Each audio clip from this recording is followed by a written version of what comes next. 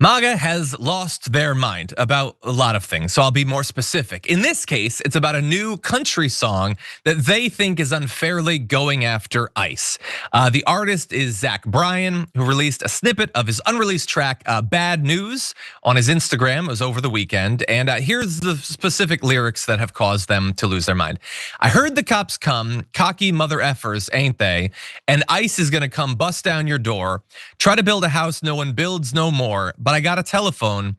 Kids are all scared and all alone. The bars stopped bumping, the rock stopped rolling, the middle finger's rising and it won't stop showing.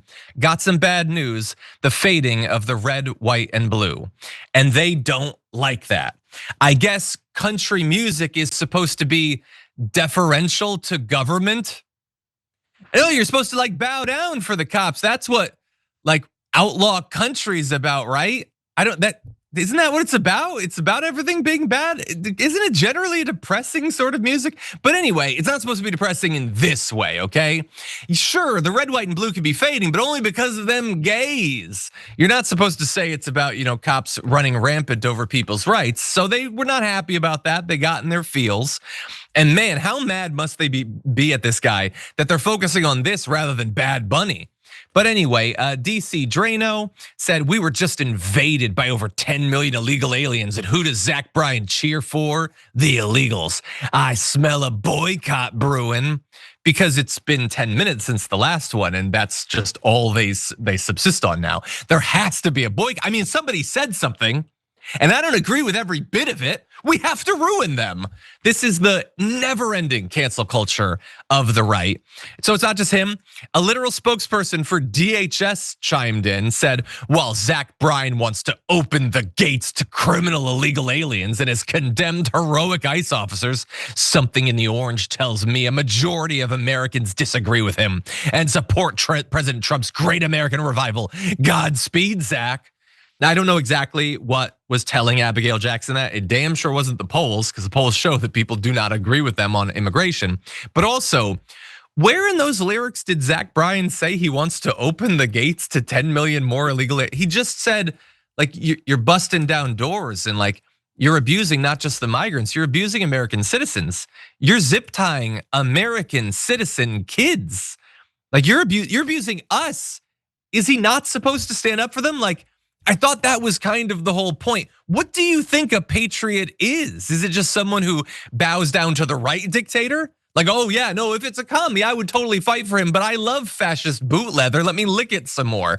Again, that does not seem outlaw country to me. Sharon, what do you think? It's the symbolism. Damn it, you will not make country woke.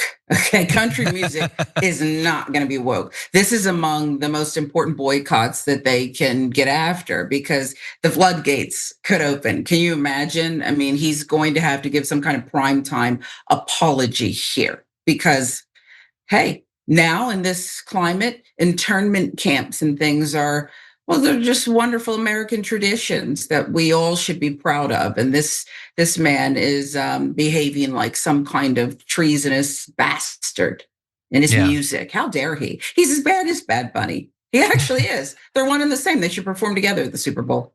I don't understand why they're so surprised. The song is bad news. It's not good news. And he's Bad Bunny. They warned you going in it was gonna be bad. Why are you so surprised with the final result? And also, why have they become so sensitive? Why does everything need to be made exactly for them? You don't have to listen to this Zach Bryan song. You know how I know that?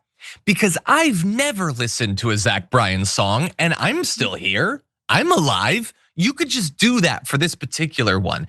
And I know that you think that like country music is supposed to be this unassailable last bastion. And I know it's been rough for you the last few years after what Beyonce did to it and Old Country Road or whatever. Like I know that these have been hard times, but you still got your other people. You could still listen to them. Listen to the old stuff if you don't like the new stuff. Anyway, let's jump ahead to graphic 5, because he's responding to this and he's saying like, you're getting on me. You don't understand the full song. It's actually gonna hit both sides. And I don't know exactly what that will look like in practice Is he gonna hit the migrants too? Is he gonna talk about Sleepy Joe? I don't know, but we'll see. Again, we don't even have the actual song. But he says, I wrote this song months ago. I posted this song 3 months ago as a snippet. This shows you how divisive a narrative can be when shoved down our throats through social media. This song is about how much I love this country and everyone in it more than anything. When you hear the rest of the song, you will understand the full context that hits on both sides of the aisle. Everyone using this now as a weapon is only proving how devastatingly divided we all are. We need to find our way back. To see how much it stirred up makes me not only embarrassed, but kind of scared. Left wing or right wing, we're all one bird, an American. That's clever, I've never heard that before. To be clear, I'm on neither of these radical sides. Again, and by the way, right, I'm gonna stop there. He's giving you what you want. He's implying that both sides are radical, which is not true.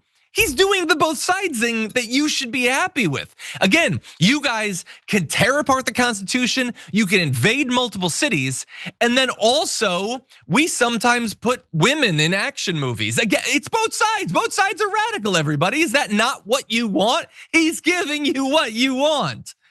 Anyway, again, it's this need to have everything cultural. Everything has to be designed for them. And it's really sad. Sharon, any final thoughts? No, it is sad. And I wish he wouldn't have even given them the out of like both sides. I'm not on either side. This is pathetic, but this is what happens when you exist in this alternative universe. I mean, we are immersed in like some kind of, well, I keep going back to Hollywood movies here where they, it's like they've written this script around an alternative universe and we know nothing about the real world.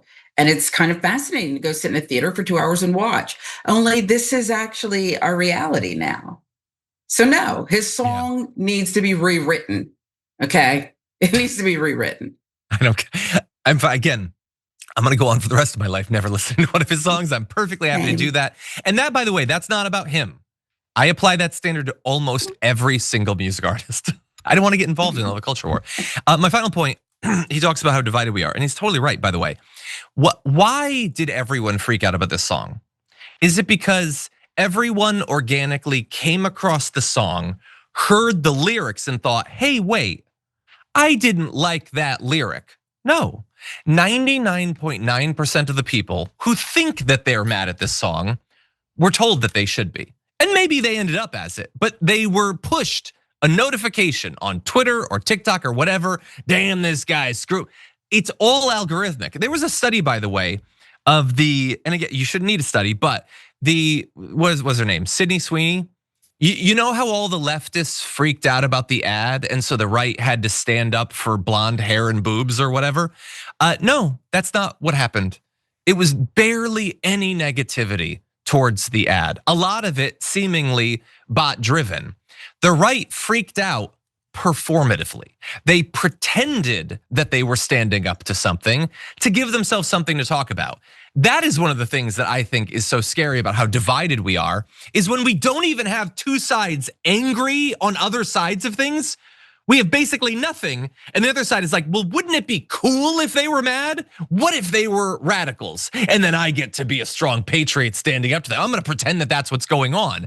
And then that becomes, according to Fox News, what's going on. It has no connection to real life at all.